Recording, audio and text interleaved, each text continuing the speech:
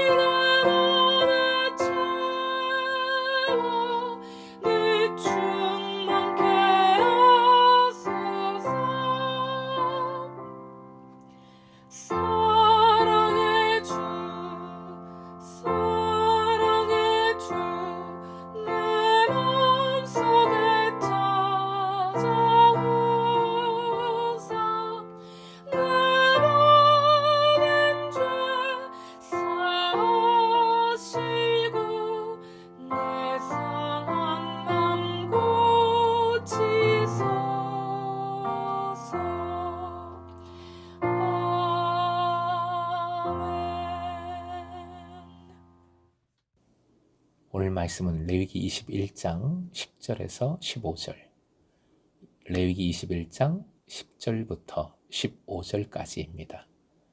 함께 읽겠습니다.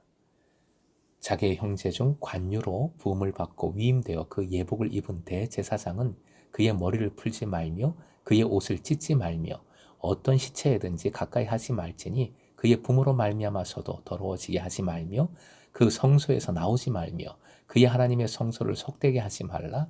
이는 하나님께서 성별하신 관유가 그 위에 있음이니라. 나는 여호와이니라. 그는 처녀를 데려다가 아내를 삼을지니 과부나 이혼당한 여자나 창녀짓을 하는 더러운 여인을 취하지 말고 자기 백성 중에서 처녀를 취하여 아내를 삼아 그의 자손이 그의 백성 중에서 속되게 하지 말지니 나는 그를 거룩하게 하는 여호와임이니라. 오늘의 기도 제목, 왕같은 제사장으로서 거룩을 행하게 하소서. 왕같은 제사장으로서 거룩을 행하게 하소서. 21장은 리더의 거룩함, 리더십의 근거에 대한 말씀이라 했습니다. 어제 제사장에 이어 오늘은 대제사장에 관한 말씀입니다. 역시 대제사장의 개인 생활에 관한 규례가 펼쳐집니다.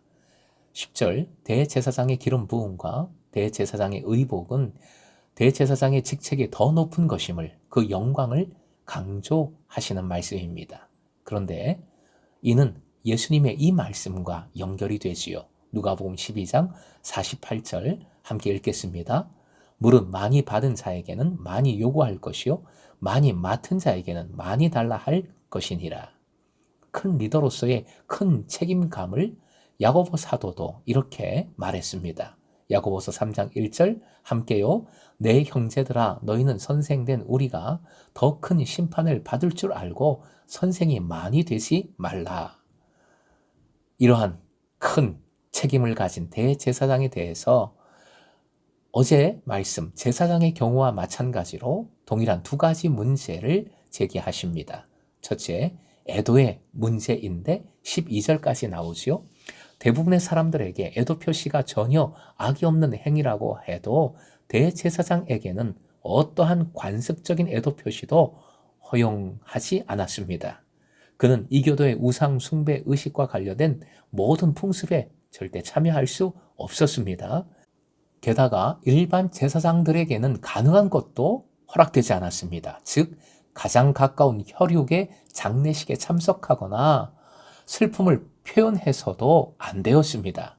12절, 성소에서 나오지 말라 명하셨습니다. 애도 기간 중에도 대제사장은 자신의 직무를 떠날 수 없었고 계속 의무를 수행해야 했습니다. 하나님께 충성하고 다른 사람을 섬기는 일은 개인의 필요와 기호보다 더 중요하기에 자신에 대한 의무를 무색하게 만들었습니다. 다만 이런 제한이 대제사장의 아내의 죽음에도 적용되는지에 대해서는 말씀에 명확하게 나오지 않고 있습니다.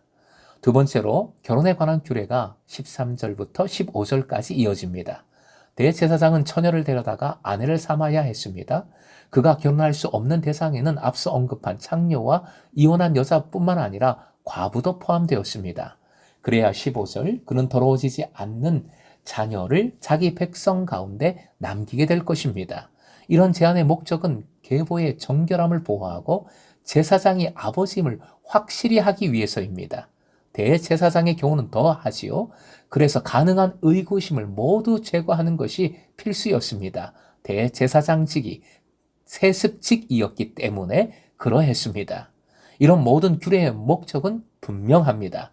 다시 구체적으로 그 목적을 열거하면서 복기를 해봅니다. 첫째, 영적 지도자들이 하나님을 다른 모든 것보다 중요하게 여겨야 한다. 둘째, 하나님께 대한 절대적인 헌신이 이루어져야 한다. 셋째, 하나님 앞에서 온전하게 청결한 삶으로 주님을 섬기기에 합당해야 한다. 바로 이러한 목적을 위해서 명한 규례가 본문의 말씀입니다. 오늘날에도 그대로 유효한 명령입니다. 섬김은 절대로 미지근한 마음으로 행해서는 안 되었습니다. 거룩함은 결코 타협할 수 없었습니다. 바울 사도의 표현대로 지도자들은 책망할 것이 없어야 했습니다. 사랑하는 예배자 여러분, 리더로서 이러한 말씀에 비추어 볼 때 여러분 자신은 어떠합니까? 저는 리더가 아닌데요. 교회에서 그냥 조용히 예배만 드리는데요. 이렇게 말씀하실 수 있지만 우리가 예수 그리스도로 인하여 부름 받았다면 그 모두가 예외 없이 리더입니다. 바로 왕 같은 제사장이라는 표현이 잘 말해주고 있습니다. 믿음은 나를 왕 같은 제사장으로 부르셨음을 믿는 것이고 그리스도인이라는 뜻은 그렇기에 나만이 아니라 내가 누군가를 그 영혼을 책임지는 리더라는 뜻입니다. 청지기가 나눔의 사명을 가진 자라는 것도 같은 의미이지요. 본문의 말씀에 비추어 보면 우리는 너무너무 부끄럽습니다. 거룩함에 있어서 때로는 타협도 하고 미지근한 아니 차가운 마음으로 하나님을 섬길 때도 사역할 때도 많습니다. 하지만 주님은 여전히 우리를 통하여 일하시길 원하십니다. 우리를 리더로 더 굳건히 세우시길 원하십니다. 공동체의 모든 리더들을 위해서 기도해 주십시오. 우리 소그룹 리더, 사랑방 리더들을 위해서 특별히 중보해 주십시오.